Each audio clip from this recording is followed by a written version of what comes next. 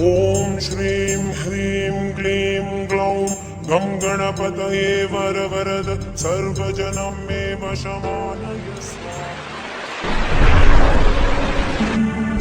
Story में दी गई सूचनाएं सामान्य मानवता पर आधारित है। हम इनकी पुष्टि नहीं करते हैं। इन तथ्यों को अमल में लाने से पहले संबंधित विशेषज्ञ से संपर्क अवश्य करें।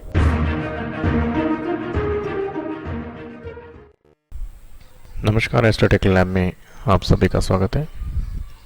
चलिए आज हम देखते हैं कुछ वास्तुशास्त्र के बारे में विस्तृत जानकारी। चूहे को अशुभता का कारक माना जाता है, उसी तरह छछूंदरों को घर में आने को बहुत ही शुभ माना जाता है।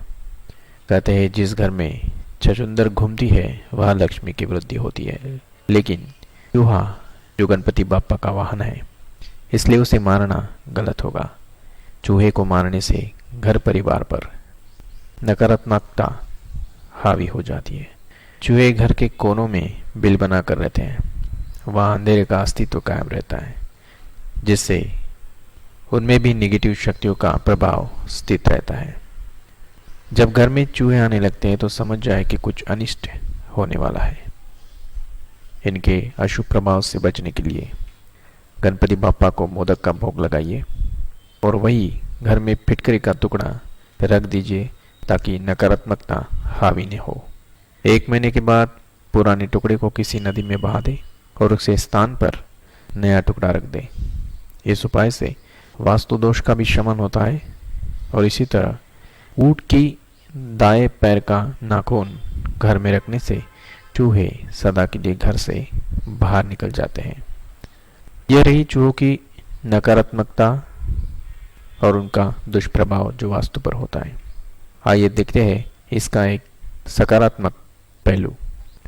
करणी माता का मंदिर एक प्रसिद्ध हिंदू मंदिर है जो राजस्थान के बीकानेर जिले में स्थित है। इसमें देवी करणी माता की मूर्ति स्थापित है। यह बीकानेर से 30 किलोमीटर दक्षिण दिशा में देशनोक में स्थित है। करणी माता का जन्म चारण कुल में हुआ था।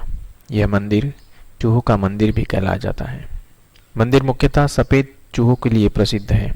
इस पवित्र मंदिर में लगभग 20,000 से ज़्यादा सफ़ेद चूहे हैं। मंदिर के मुख्य द्वार पर संगमर पर निकाशी को 2 विशेष रूप में देखने के लिए लोग यहाँ आते हैं। चांदी के किवाड़, सोने के छत्र और चूहों के प्रसाद के लिए यहाँ रखी चांदी की बड़ी परात देखने लायक होती है।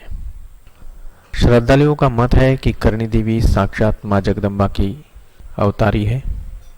अब से लगभग 650 वर्ष पूर्व जिस स्थान पर यह भव्य मंदिर है, वहाँ एक गुफा में रहकर माँ अपने इष्ट देव की पूजा अर्चना किया करती थी। यह गुफा आज भी मंदिर परिसर में स्थित है। माँ के ज्योतिर्लीन होने पर उनकी इच्छानुसार उनकी मूर्ति इस गुफा में स्थापित कर दी गई। बताते हैं कि माँ करणी के आशीर्वाद से ही बीकानेर और जोधपुर राज्य स्थापित हुआ था। संगमर से बने मंदिर की भव्यता देखते ही बनती है। मुख्य द्वार पार करने के बाद मंदिर के अंदर पहुंचते ही चूहों की धमा चौकड़ी देखकर मन दंग रह जाता है।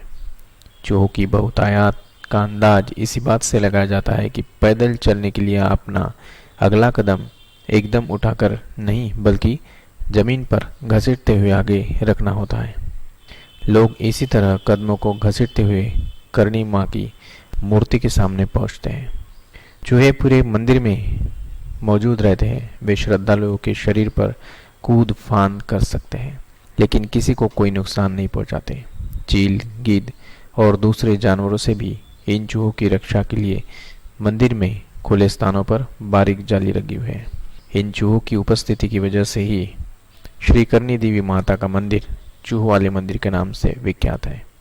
ऐसी मान्यता है कि किसी श्रद्धालुओं को यदि यहाँ सफ़ेद चूहों के दर्शन होते हैं तो इसे बहुत शुभ माना जाता है। सुबह 5 बजे मंगला आरती और सायं 7 बजे आरती के समय चूहों का जुलूस को देखने के लिए श्रद्धालु उमड़ पड़ते हैं। आशा करते हैं ये जानकारी आपके ज्ञान में वृद्धिवर्धक होगी। अगले वीडियो के लिए आपको थोड़ा सा इंतज़ार करना होगा। तब तक के लिए धन्यवाद।